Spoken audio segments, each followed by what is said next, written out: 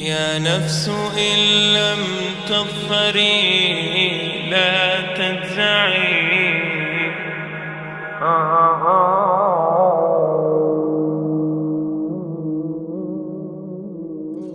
All the praise is for Allah,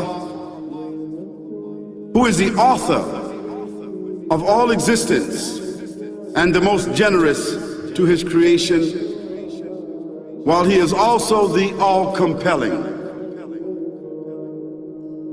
He is the only one worthy of our worship, having no partners, no associates, no sons, no daughters, no one whom he must consult, and no one or anything which has any comparison with him. All the praise is for Allah, who is the King of all who claim sovereignty, the only one who has the right to legislate for his creatures. He is the giver of life. He is the causer of death, while death has no effect upon him, because he is the ever-living, the self-subsisting, the eternal and the only absolute. All the praise is for Allah, who has power over all things, and there is in reality no power and no strength, no influence to cause benefit or detriment except through him. It is he who created this complex world, the seen and the unseen, the evident and the speculative, the earth and all that is on it and everything that is in it. It is he who sent his messengers and prophets, alayhimus salam, with the common message of strict monotheism, which simply means that there's absolutely no one worthy of worship, no one worthy of our obedience except the Almighty, the One, the Absolute, and who has no partners. The earlier messages which changed the world in the area in which the prophets were sent, those messages we know have changed, and even the prophets who brought them, their names are now lost. We just know in general because Allah told us in the Quran, وَلَقَدْ بَعَثْنَا فِي كُلِّ أُمَّةٍ رَسُولًا أَنْ يَعْبُدُوا اللَّهَ وَاجْتَنِبُوا الطَّاغُوتَ. I've sent to every nation a messenger, calling people to worship Allah alone and to avoid the worship of false gods. This essential message has been preserved in Islam in a way that it was never preserved before. Not because the message was different, because it was the same message, but because of the fact that there would be no other prophets who would come after Muhammad sallallahu alaihi wasallam. So therefore that message now had to be protected. It had to be preserved in a way none of the earlier messages were preserved. I will tell you this, what you say you have come to know 40 years back, and what you call the Big Bang is already mentioned in the book which I read, the glorious Quran. It's mentioned 1400 years ago in Surah Anbiya, chapter number 21, verse number 30, which says, Avalam yaral lazina kafaru. Do not the unbelievers see, anna samawati wal arda, kanat ratkan fataknahuma, that the heaven and the earth were joined together and we clove them asunder. What you're talking about, the Big Bang, I try to imagine compressing a spring. I push it closer and closer and closer together, so it's smaller and smaller and smaller. And I've stored a tremendous amount of energy in that spring. And when I let it go, it bursts out, it bursts out, it bursts out. The creation of the universe, which you came to know 40 years back, is already mentioned in this book, the glorious Quran, 1400 years ago. Who could have mentioned that in the Quran? So the atheists will say, maybe someone wrote, maybe it's a fluke, maybe it's a guesswork. A human being, regardless of who they are, or where they are, or what they do, will have this curiosity. They'll want to know, why am I here? How did I get here? And do I have a purpose? And if so, what is it? The only one who would really be able to answer that question would be the Creator himself. If there is a Creator, it would be up to him to tell us why we were created and what he expects from us and what this life is really about. Allah has shown the people from the time of Adam until right now, has shown the people what he wants from them. And it's a very simple thing, and that is that worship be for him alone without any partners. In fact, we know this life to be a test from Almighty God. That's why we're born, and that's why we die, because there has to be a beginning and an end for us to be tested on. The next life, after this life, no one will ever die again. A bad person or a good person. Both are brought back and they continue to live in the next life, either in good shape or not so good shape, depending on how they did on the test. The worship of the God of Abraham, that was what was taught by these prophets. The Lord of the Arsh and Kursi. We're talking about the Lord of the worlds. Alhamdulillah Rabbil Alameen. We're talking about the Lord of the entire universe and beyond. The entire universe and beyond. You know, we live in this dunya and we are fascinated with this dunya which Allah subhanahu wa ta'ala indeed has created in a beautiful manner. We're fascinated. There are over billions of people which live on this dunya at this moment in time. Over 6 billion people that live on the dunya at this moment in time. This dunya of Allah subhanahu wa ta'ala is so big that there is space in this dunya for billions and billions and billions or more people. But what is this dunya in comparison to what Allah subhanahu wa ta'ala has created out there?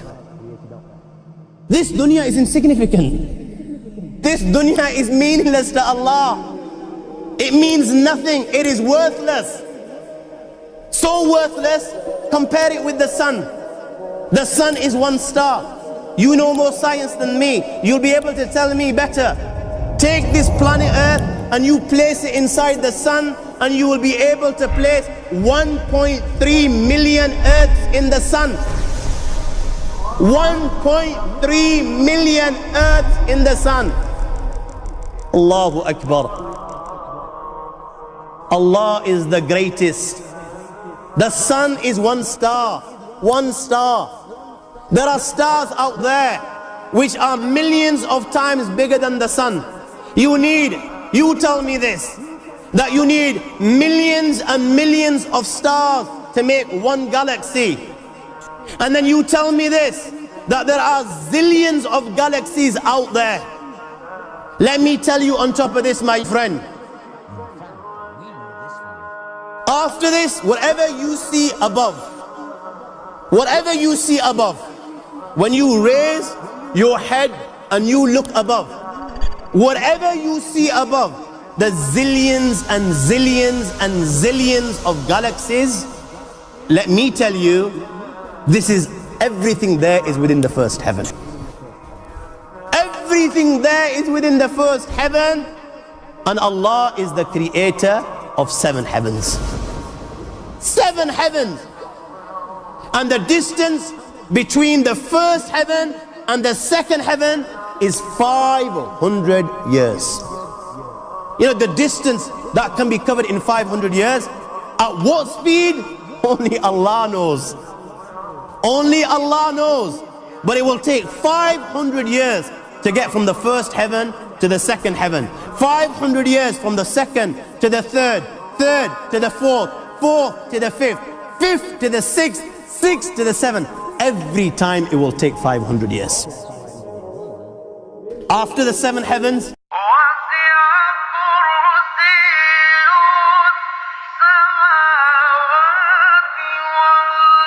وَسِعَ كُرْسِيُّهُ السَّمَاوَاتِ وَالْأَرْضِ. You all read the Ayatul Kursi. You all know the Ayatul Kursi. After this you have the Kursi of Allah. You have the chair of Allah subhanahu wa ta'ala. You know these 7 heavens that we've just talked about.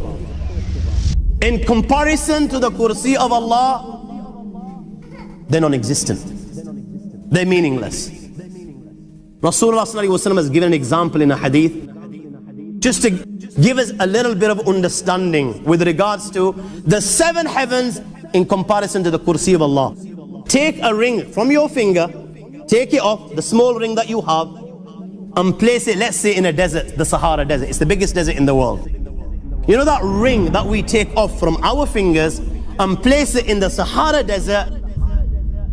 What comparison is in between the ring and the Sahara Desert? Nothing. Nothing. The 7 heavens is the ring, and the Kursi of Allah is the Sahara Desert. After the Kursi of Allah, you have the Arsh of Allah. وَكَانَ أَرْشُهُ عَلَى الْمَاءِ. You have the Arsh of Allah. Again, Rasulullah has explained, so just so that we can understand. Take the ring, place it in the desert. This time, the ring is the Kursi and the Arsh is the desert.